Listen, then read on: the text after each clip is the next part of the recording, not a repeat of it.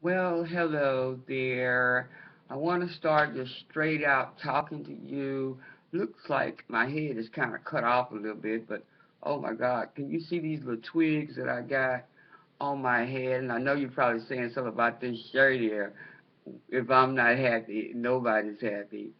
But that's not true. So excuse my little twisties on my head, but I try to do the best I can because this is my off day. What I really wanted to do, the Lord mentioned to me about how severe it is that we have allowed the enemy to step right into the church, even in our own homes, and begin to molest and or sexually violate children. And we won't leave out the issues of just simple sexual harassment for young girls who are in the church they may even be serving. And so, as always, on Mondays and Thursdays, I try to go and do some errands. So, but let me tell you something. You want to click on follow with this message. And the reason why is because many of you may be social workers, many of you may be doctors, lawyers. Many of you have your church and your own grassroots organization. But I believe the purpose of this, and by the way, you'll hear airplanes coming and going because I live near the airport. And so what I wanted to do is just take a minute and kind of talk to you about some keys. I'm going to probably give you about probably throughout these lessons. And if you want a certificate for the lessons, you can. The certificate of competency, the CEU, for those that or maybe needing to get prepared for their New Year 2016 CEUs. I believe this will be a good uh, continuing education piece for you to partake in. Now, again, it may not be that I'll be doing this particular training or educational piece for you to get your continuing education credits. It may not be that I may be doing this every Monday or Thursday because it's just whenever the Lord leads or I'm available, I'll be sending those out. And the reason why I'm saying that is because there's going to be 6 key components that I'm going to be sharing with you for prevention. And so this is not just talking about churches alone, but we're looking at businesses as well where your kids are involved. I've had cases where people have actually went into their right bathroom and their same gender molested that child. So we passed the actual vote for to make sure that that bathroom be gender based, but we're still dealing with some horrific issues as it relates to child molestation and sexual abuse. And so if you can get a pen, I want you to go ahead and write some of these down and share them because who knows, there might be a little quiz as far as your phase of competency for the CEU, especially if you are one that is in a profession that requires a CEU. And there's no such thing that no one is required continuing education. It's just that it's your option if you want to get the certificate. And so in these particular 6 components that I'll be covering. So therefore, you'll have approximately 6 hours of continuing education from these videos that I'm going to be teaching on. In specific, I will be talking about, if you look at my notes, how to prevent child sexual abuse within your youth serving organization ministry, and how to get started on policy development. Now, I'm going to kind of go through a couple of my notes here, but I want to say this before I get started. Um, if you don't know already, you need to understand that the ever and horrific numbers as it relates to child sexual abuse. We're talking about criminal activity cases among the body of Christ. You need to know that these horrific numbers are just unbelievable as it relates to court cases. And so you need to know that this is sad to say that the faith base, the Christendom, the household of faith, the church, this physical body of believers, we have child predators and perverts that are taking care of our kids in daycares, that are taking care of our kids, whether that we may have let them go to spend the night with a friend or whatever that is, but it's in the faith base. But the part that I'm trying to get you to see is that these numbers, these criminal cases, they're the worst in the household of faith. These stats are ridiculous that I have learned as it relates to children who are being cared for by leaders of faith, and women and men, because we're going to leave the women out because a lot of these women are doing things to kids as well. But I want to let you know that this child molestation and sexual violence is very big among church-based youth ministries, church-based or camps that they go on, church-based. When I say church, I mean faith-based, where these kids are in daycares in the church. And so we've got to make sure that we are taking a good evaluation to look at a safe environment for those that you have entrusted leaders to. And so I'm going to go over today in particular. I'm going to be talking about in my introduction. Of course, I'm going to tell you what child sexual abuse is. And then I'm going to give you these different six key components that you need to be looking at. Now, in my notes here, I'm going to, hopefully today, I'm only going to talk about some contextual issues that you need to understand. And then I may not get into, but maybe, let's see, one component today. And so I want to speed this up. You're going to know that this is a training. And so what you need to do is you need to slice this up in times for you to listen to it. And then once I know you've watched it, if you can give me an email, which will be attached to this announcement, and in case I forget, then you are responsible for emailing me your or chatting with me here or sending me a note here from this video that you would like to get the certificate of completion as relates to our topic here concerning the components of child sexual abuse prevention. Okay. So let's talk about the first part of this. I want to define, and you got to know that part of creating this safe environment for our children and making sure that they're not harmed in any way, you've got to participate in this type of awareness, this type of education. So the risk of your organization or your ministry will not be on the news, will not be as part of the group that is now in court from leaders or leadership not understanding their responsibility to protect those that God has put to their hand, especially children. And so I want to talk about this particular segment and why it's so important.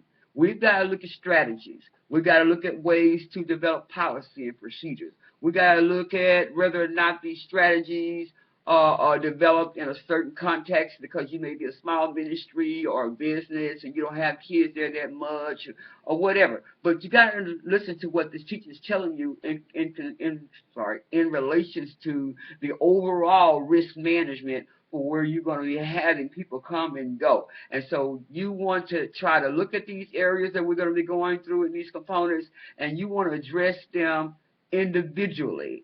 You know, take time to look at them, to address these separately so you can examine how you can protect those that God has put in your care.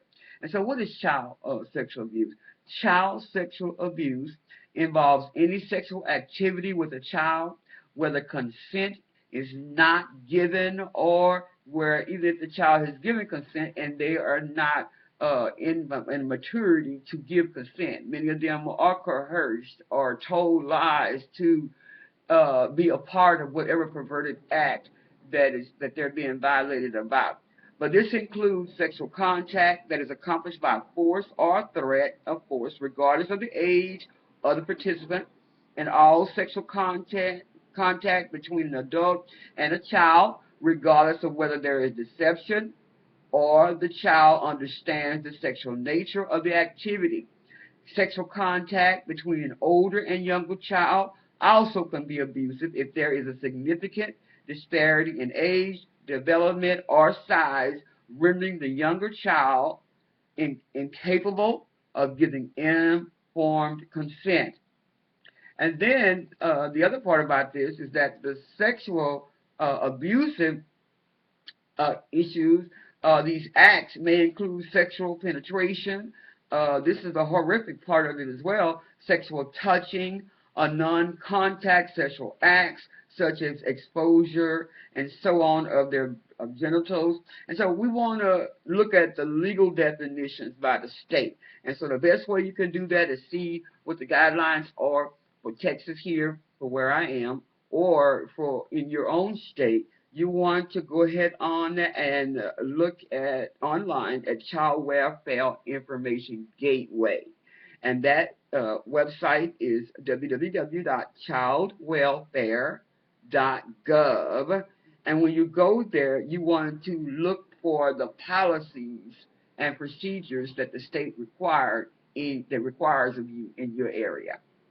And so what are we going to accomplish out of this, Dr. Murphy? I'm already up to my 11th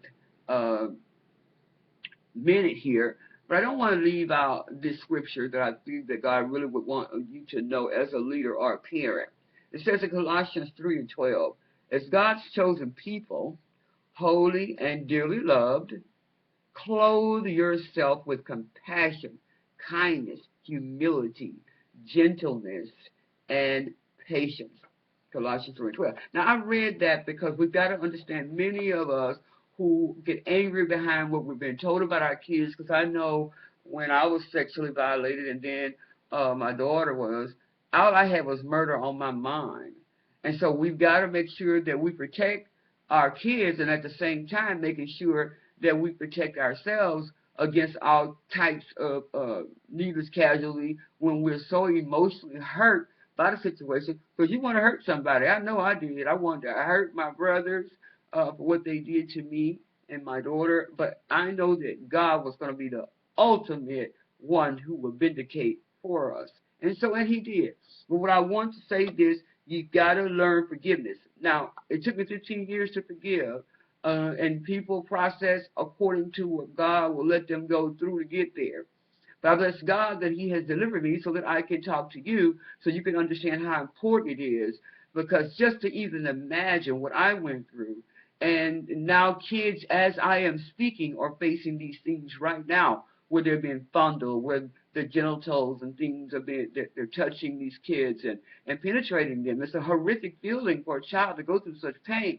And we as leaders, it's our accountability to make sure that God, will take us to another dimension as we begin to want to learn through such videos as this. But anyway, we're going to look at these 6 key components for child sexual abuse prevention for your ministry or your organization. We're going to look at these. We're going to identify how these can help us recognize to plan for, a safe sanctuary or a safe daycare in your church or your ministry or your business, and because there's so many churches that have daycares in them. And this is the reason why the enemy uses that daycare inside the church to taint the environment, to taint the church, to taint the leadership, to make it look as though they don't know what they're doing and that they are out of control or that there's nothing good coming out of there because a child was touched or molested by someone who could have been even a family member or someone who they thought would take care of those kids and give them safety in the hands of those that they entrusted to because they knew them. But it gets a little deeper than that. Had me some little tea here while I'm talking to you. Anyway, the first one we're going to look at about that you need to look at is relations to preparing these for these 6 key components. The first one I want to make sure that you know that you're going to learn is you're going to learn screening and selecting employees and volunteers. Many times volunteers are the ones that mess us up because we're so excited we got help. I'm sure you were there. And many of them did something or were accused of something that may have been true, but to make sure that it didn't go any further or didn't harm your name, so to speak, of your ministry or you, You swept it under the rug and tried to cast out whatever it was in that person. But guess what? Many times when people don't get sound counsel, you can lay hands and try to cast devils out all you want. But there are root matters that have to be dealt with, and we'll get into that later on, as regards to trying to make sure that that person who you have in, taking care of your youth, whether it's a youth leader ministry, singles ministry, whatever that is, in daycare, you got to know that you've got to screen these people, period. That's the best way I can say. And we'll talk about screening tools later. And then guidelines on interactions between the individuals. What kind of guidelines are important between these individuals and you and these children that you and teens or whatever that you are allowing them to come in contact with. And then monitoring behavior. It's very important not only you monitor the adult, but many of the kids have been molested in their own homes. So we have to monitor and watch their behavior, because a lot of these kids showing their body parts and seducing or sending these spirits as an invitation to some people who may be weak in these areas, and they just take it. That's the reason why we have so many young girls now reporting, because out of anger they want to expose the teacher or the pastor because they no longer gave them what they wanted. And so now the whole church is in a mess, your company is in a mess, and the school is in a mess, because people will not take heed to such trainings like this. They think they don't need it. But I'm telling you right now, you want to forward this video, and you want to make sure that you be a part of these different 6 components teachings that I'm going to give you. And they're absolutely free. And I know that God wants me to do it because he brought the manual in my face one day while cleaning up. And so as I looked at it, I went, okay, Daddy, I get it. You want me to add this on to my Keep My Light On campaign against violence. But we got to know that violence is in all facets, even sexual violence, whether it is rape, incest, fondling, molestation, whatever you want to call it, even causing a child or someone who resists to masturbate. I've heard so many horrible things. This is why the Lord wanted me to do this. People that I know personally, where their kids were forced to do oral sex and told the kids that the penis was some type of candy, where when the discharge from the penis will come, they supposed to, I'm just being graphic because I'm real, they supposed to lick that because it's candy, and more will come as they begin to do that, and then they get little treats for doing a good job on putting their mouths on the penis or putting their mouths on the vagina. I know I'm talking raw and real, but somebody got to do it. So I don't want to get wild on here like I usually do, because of frustration for what I see and hear in the spirit and type of cases that I get in my office. But it's time for us to change our way of thinking, that we can do church as usual, that we can bring people to take care of areas that we figure because they're good at, that we can put them there. And many of these people have to be assessed so that we can see where they are, so that we won't be putting kids in harm's way. I'm trying to slow it down. And then we want to do number 4. This message, these trainings, I hope to give you the ensuring for safe environment, so you can understand how to have this type of insurance. Mean you know that you are insuring, and that the people who bring them, you're insuring them, and that you are insured within your body, a group of people who are serving or bringing this type of organization or ministry concerning youth in your presence. You got to be ensured that there's going to be a safe environment. We'll talk about that later. And then the 5th component, we're going to talk about responding to inappropriate behavior, breaches in policy, and allegations and suspicions of child sexual abuse. We have a lot of people who can see the abuse and won't say a thing. I remember one time I had a case that was working out of a church I was doing, and I remember someone came in and told me that they wanted to get help for their child because they just learned that their husband of all these years was having sex with their daughter ever since she was about 6 or 7 years old. Come on now. And then this person serves in the church. This person and the mother and the father serve in the church. Can you imagine what this child's mind was like growing up in the church, watching the mother and the father serve and be so happy and blessed and highly favored? But then every time opportunity the daddy got, there she was, his little physical sexual toy. Lord help us all today. And so anyway, So you need to know how to respond. You need to look at the suspicions so that you can go further. And then we also, in number 6 component, we're going to talk about how to train about sexual abuse prevention among those that you have serving. They got to be trained. They got to have the things that I just talked about in these 6 portions of the components that we're going to cover here. And so let's look at the contextual issues about what I'm talking about now. Now, the contextual issues is serious because what happens is that when we don't have enough of, I guess what you want to call, I don't know why my light went dark here. Let's see. Okay, there we go. When we don't have enough understanding about how to take strategic areas and use strategic documents within our organization or ministries, this side the enemy gets in and have a little gateway to do what they want to do because they're so close to you or so, up close and personal that they figure they can slip by there. You don't need to do the application on them, or you don't need to do the background on them. But the devil is a lie. Everybody needs it. Everybody needs a behavior assessment done. But this process for prevention, what I'm talking about, these strategies are going to be different depending on your ministry or your organization. Okay, so not all these strategies presented in this particular training that I'm going to be talking about will apply to all of you that have certain churches or all of you that have certain outreach or grassroots organizations, whether they're nonprofit or whether they're self-profit or whatever. I just want to make sure that you know that it's very important that your organization abide by the laws of the land to protect these youth and these people who are in these youth organizations so that policy procedures can be followed, can be written, that is, first, and followed. And so you want to make sure that you avoid criticizing these efforts that people may try to get you to partake in. If you're a leader and you hear me, you have got to partake in what the organization and the ministry is leading you to do, regardless if it's your mama, your daddy, who is the pastor or the leader. Pastors and PK kids are some of the notorious worst because they figure they don't need to do anything because they are family. But the devil is a lie. Right in your own home, as I said before, is going to be the greatest enemy. And so when I say home, we're talking about church family and your own physical house where you reside, where your bloodline resides or visits. And so the first thing I want to talk about some contextual issues. The first contextual issue is this. Organizations' mission and individual activities have to be documented so that people can understand that these areas that we're discussing today are legitimate.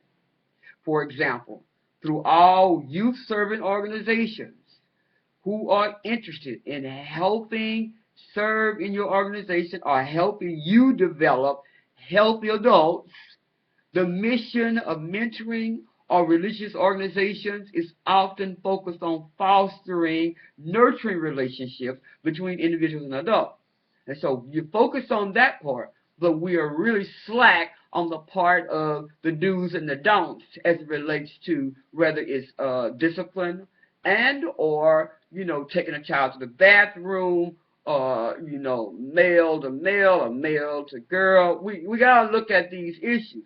And so because this mission results in more a one-on-one type of activity, which is going to be between the employees and the volunteers and the youth, these organizations need to adopt a child sexual abuse prevention strategy that will protect the youth in a one-on-one situation when they're with the adult, whether it's a visitor or whether it's a leader or whether it's a family member or whatever it is. And so why? Because these sexual abuse issues will occur if you don't have the mission and the individual activities that will be going on that matches whatever it is that that person is doing while they're serving the youth that you have given them opportunity to.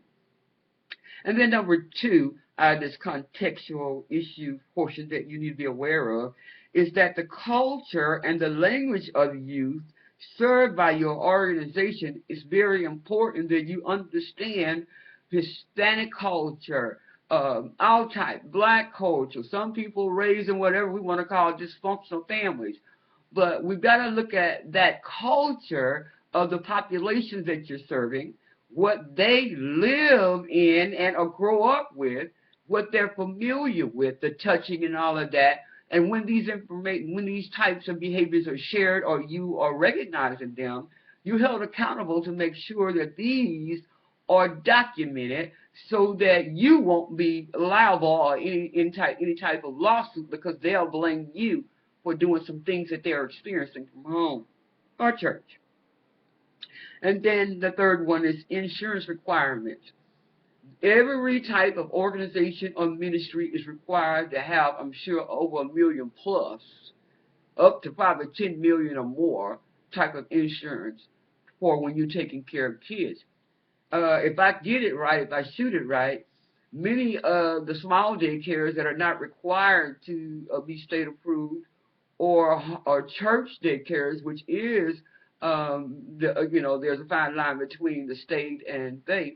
But one thing I do know is that we need to have insurance because many of the parents who are still trying to grow up are trying to find ways to sue the church for whatever reason. Maybe they need a new car or whatever, want to get a house, or just simply full of greed and hell. And their intentions are not good. Their intention is to be able to sue the church so they can get that. So you need insurance. You need to meet the requirements for your organization, your ministry, so that you can have that, especially if you're taking care of kids. And counseling, anybody, please, get you some faith-based counseling or any type of small liability insurance. You're going to have something. And then the available resources. You need to make sure that you have the correct available resources is number 4. Make sure that these resources that you have, get you some resource booklets. If you need one, I got one. Give them away all the time. You need an effective resource book so that you can fall back on those, and those resource booklets can come from one entity, but you also need to develop your own, which means that those that are right inside your ministry or your church, develop a resource, a book, so people that you know that can work right inside the ministry or right among your family or church. These people are involved to know that Dr. Murphy does counseling, Sister so-and-so is a therapist, Deacon so-and-so is a mentor to boys, whatever that is. But you don't want to put anybody down without what we talked about early on, doing the proper assessment, because you may be putting people down to be a resource that's probably going to be a perverted person or dealing with some things that's so easy to beset them that before you know it, they're going to violate the people while they're pretending to help them. Lord help us all. And number 5, you need to look at the state and the national laws. Organizations should consult with a legal representation and review state and national laws before adopting and implementing child sexual abuse prevention. And so you can go on, like I said earlier on childwelfare.gov and look at policy and procedures there for you to be able to have a guide on how you can present those within your own ministry. You've got to do it, I'm telling you right now. A whole lot of churches just believe that all we need is the Bible. But I'm telling you, we have to look at the natural and the spirit and have a balance. If you do not, the devil's going to use everything he can in the natural to make you look foolish for what you're doing, and then now you're in court like so many others because they refuse to believe that there's no need for that in there. Everybody's love. Oh, I know all my family. Oh, I'm a good pastor. They follow me. I don't have that. They know they can come to daddy. Talk about the pastor, whether you're a man or a woman. But I'm telling you right now, this is the hour you're going to have written concrete policies and meetings to secure these issues. We need to look at areas that emotional issues that are going on to secure the individual, meaning the child, and to look at emotional issues that could be going on with the person who's serving the child. This is the reason why in my organization, I require that people do a functional behavior assessment. I need to see what you're dealing with. I ain't trying to call you crazy, because we all are fine line. One pill from a straight jacket and crazy. We need to understand that we are there. And without prayer, we will not make it. Without fasting, we will not make it. Without praying for discernment so that we can see, not just see with our natural eyes, but see with our spiritual eyes what God is showing us and obey what God is trying to show you without reservation, without compromise, just because it may be your cousin, it may be your pastor, because you don't want to bring down the church. You know, some stuff, you're not going to be able to keep this quiet anymore. Because many of the pastors are dropping dead who are molesting these kids today, because you got to do something to take the spiritual infection out, because the people within the body have compromised with the hell. And so he's going to have to make sure he clean house some kind of way, because he's not going to continue to let these babies be violated and let people continue to be in the midst of perversion and not getting the help that they need. And so I want to make sure that I do endorse this message as Dr. Murphy, but I do not endorse to say that I'm endorsing against churches or against any type of sexuality. But what I am endorsing is that we've got to make sure that we bring clarity and education and equipping to the body of Christ first, because we're supposed to be the kingdom builders and the disciple makers through Christ Jesus, so that we can help those who are being troubled and are in trouble, without turning a deaf ear, without shutting our eyes to the very thing that God has given you revelation and given you eyesight in the spirit to see, that you may help those who are crying out sometimes silently when all the signs of their body is there. There's no way that you can't see that a child has been abused or traumatized when they are hungry or neglected or whatever, emotionally traumatized. When you say that you're blood baptized and Jesus lived in you, something needs to be waking up in you to be able to discern that that child is in trouble and do something about it. And so we need to look at to see whether or not if any of these are being shown amongst these that God has assigned to us. You know, we want to look at to see whether or not if they're going to be shown, whether or not that there's emotional insecurity, that they have these needy issues, they look to be unsupported by these type of more vulnerable people who, more weaker people in their flesh, are these more vulnerable kids that these are being, I guess, I call them taken to the slaughter daycare, where they are the slaughter person that's overseeing them, because they're vulnerable. These people now are their slaughter offenders. And we got to make sure that these babies are protected.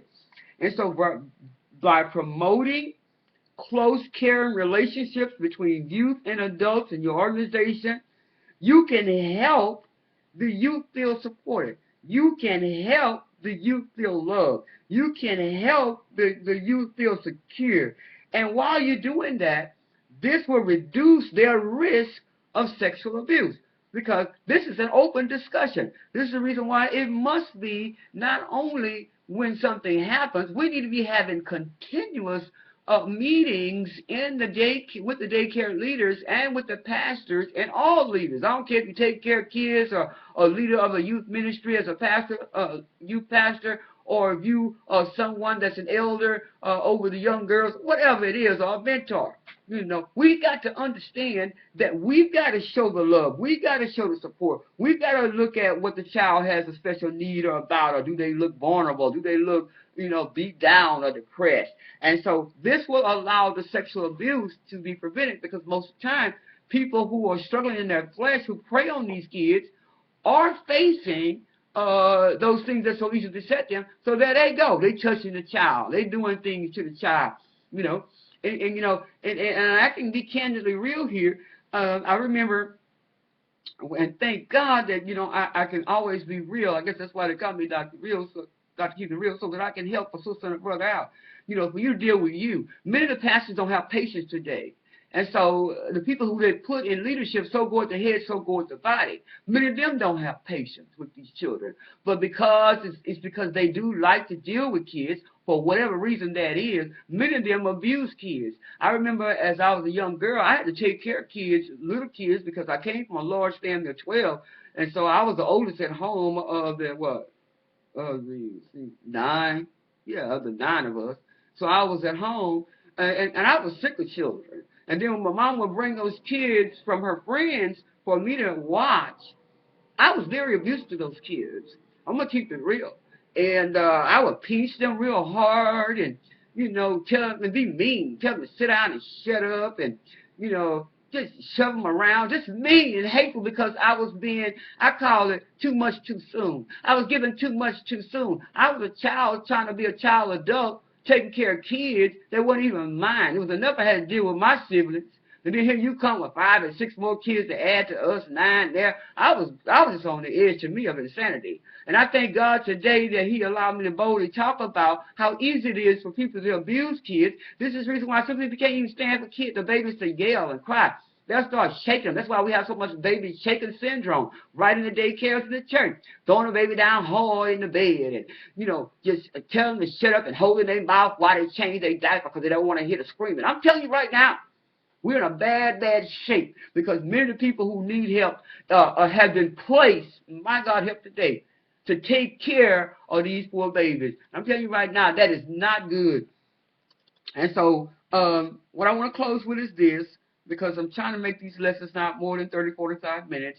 So in order for you to be able to get an hour credit, you're going to need to have at least 45 minutes in these studies, okay? So if you think it's too long, then I guess you better look for another study, because it's not going to be 15 minutes. It's too much information. So you could click it on, stop it, pause it, put it in your car and ride. You ain't got to look at it. Just listen. Because I think now it's very important that we use the technology today to get over what God is trying to show us. And guess what? I'm not leaving here and going to heaven with all this in me. A whole bunch of people got a lot of education they ain't doing nothing with. There's a bunch of intellectual stuff. But you got to make sure you do something that's going to be kingdom-minded, and that's where we are today. You must be social action-driven. If you're not doing any of that, I don't know what you're doing. I guess you're working on 100 women in red and the pastor's anniversary, everybody in purple, whatever. I'm not knocking it. I'm just saying right now where we are, it's too late to keep on holding these types of things and ignoring what I'm talking about right now. This is why you can have all the women in red and do all these women single conferences and all you want. While we're doing these things, people that are right close to us are suffering silently because you chose to look at what you want to gratify in your flesh to make it look like you super spiritual or that your ministry is doing something real big and bad for kingdom, when actually you're missing the real boat. When you need to be catching the boat that's trying to kill hell from our children that's inside the church, and sometimes, I'd like to say most of the time, in our own houses. So anyway, we're going to promote close care relationships between the youth and the adults in the organization so the youth can feel safe and there'll be less risk of them being abused. But that same closeness that I talked about earlier on between a youth and an adult can also provide the opportunity for abuse to occur. And so when developing these policies and procedures in your ministry and your business, because you need it there too, for this child sexual abuse prevention, you must have a balance between faith and secular, child abuse and sexual harassment, whatever that is, so that you can have a safe environment, so that the needs to nurture or the need to assess, the need to be able to see and understand or counsel and hear a person who may be a survivor because they still living and ain't totally crazy yet.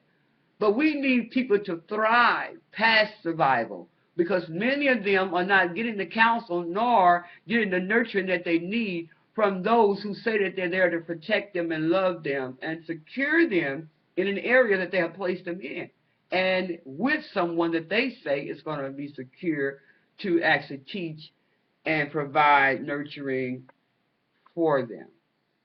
And so I guess that's all I'm going to talk about on a contextual today.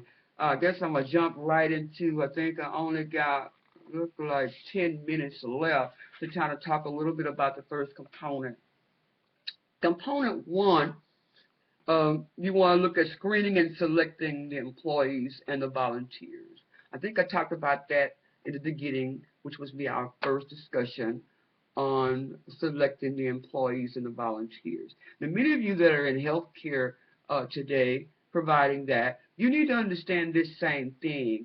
And you can use this certificate for home health care. You can use this certificate for those who are doing private duty care, or maybe you're just serving and volunteering in a nurturing environment where there's maybe elders or children, stay and play 24 hours, or whatever that is.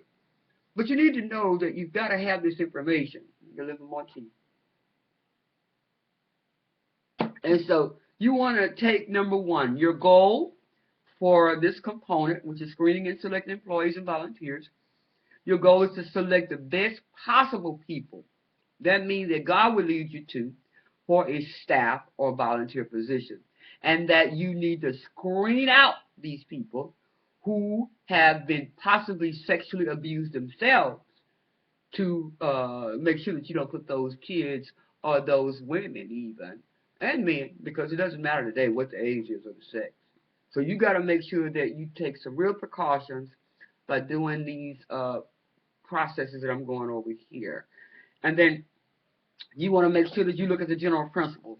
Now, the general principles for this, as you screen, is that when you're screening for child abuse prevention, you should be integrated into general screening and the selection process for your organization before you employ these people, any of these candidates for the position that you think that you have a great need for. But this child sexual abuse prevention should be one of the many areas which should be considered the most when you're working on someone that's going to be in leadership in any fashion, whether they're children or singles or what have you. And so while the employee volunteer screening and the selection is very important, you need to know that this should not be your only effort to adopt as you begin to make these policies and procedures for childhood sexual abuse that may come from your employee or volunteer. And so before your screening, you want to start this way. You want to develop certain criteria that define how screening the information will be used to determine an applicant's suitability. Okay. Then the second thing you want to do, you want to identify who will make the final selection. Now we're talking about actually processing before you get to even release somebody there. The next thing you want to do is define the areas of concern, such as a fixation on a particular age or gender of youth, or a history of crimes related to sex or violence, regardless if it was sexual violence, physical violence, verbal violence, mental violence, fondling, whatever that is. You need to define areas of concern within this policy or screening process that you're developing. And then you want to develop a consistent and systematic policy and procedure that you will process for screening and selecting individuals in a sequence and a timeline for the various components of the process. And so you want to look at the systematic policy and procedures that you have to go through with these individuals that's going to be in the leadership position, whether they're going to be caring for these children or a youth pastor or a daycare or youth pastor. Then you want to consult with an attorney. Now, why is this important, Dr. Murphy? You need to consult with an attorney to ensure that your screening and your selection policy do not violate Title VII of the Civil Rights Act or other federal or state laws prohibiting discrimination in the workplace. Because a lot of times we don't know how we're writing these policies, and people that come in, when you go over them, they'll look for that fine line to go and file against you at EEOC because they feel discriminated against. And so you've got to be very, very clear on what you're defining as you consult with your attorney to look at what you typed up or to look at your procedures so that you won't be out of position as it relates to discrimination. And so who should be screened? Screen all applicants. That's number one. Both adults and adolescents for all positions that will have contact with you. That's who should be screened. And then the second thing, you need to consider more in-depth written applications and personal interviews for adolescents for whom work history and criminal background checks may be unavailable. So that means you're going to have to do a whole lot of in-depth writing. I mean, you can use some tools to get more information. They've got to come up with some references that are far beyond, because people have jumped from state to state to purposely perpetrate and become child molesters from state to state. So you're going to have to do wide background checks from state to state, especially with these dealing with these children. I'm sorry, it's going to may cost you a little bit. It's worth it than to be in the news or you yourself in jail because of your negligence. And then you want to rigorously screen applicants who will have more autonomy as employees or volunteers. And so you want to make sure that you really, really check them out very closely, because these applicants who have more autonomy than others, you got to make sure that that's not going to matter. Everything about them is important to find out legally to protect those that you put into their hands. And then do not make exceptions. I think I kind of pretty much said that. For people you know or have worked with in the past. That's pretty much what I'm getting at. I don't care how much good education or skills you have, or if you ran a daycare and you want them as your director. I do not care. I'm sorry, and I know God don't either. We've got to do the real deal in the natural, because the devil is working in the natural, and we got to get real. It is alive and moving fast in the church today and in our homes. And so we've got to have some skills, and we've got to have some understanding how to destroy the works of the devil. Forgot to say that in order for you to get the certificate, you also have to do a complete an evaluation form on how am I doing in your teaching. So be sure, and once you complete this video on this first component, I think I'm going to be done with it all today. Let's see. No, I'm not. Not on component 1. And so I want to give this strategy. So this is going to be part 1 on component 1, because I've already went over my 45 minutes. So when we pick up on part 2, when I'm able to do it, we're going to talk about the critical strategies for screening and selecting these employees. We're going to talk about some strategies that you can actually put in order and how to complete them effectively. We're going to talk about education about your organization and the youth protection policies and procedures. We're going to talk about how serious that is for you to get started, and give you some nuggets on how to prepare for your policy and procedures, especially if you have an in-church daycare, or you have an organization, or you are volunteering for organizations that have children there. Trust me, a lot of these kids are being taught, they're watching movies and things that are teaching them how to lie. And it puts a lot of adults in a lot of needless casualties, when it's our responsibility to learn how to protect not just ourselves, but also those who God has put to our hands and that are serving us faithfully in the organization or ministry that God has put to our hands. And so I pray that this component, part 1, has helped you. I pray that you will continue to click follow so that you can continue this training, so you can receive your certificates of competency, so that you can use them for your profession or your ministry continuing education credits.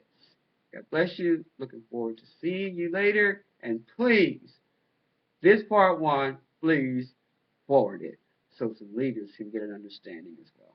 God bless you.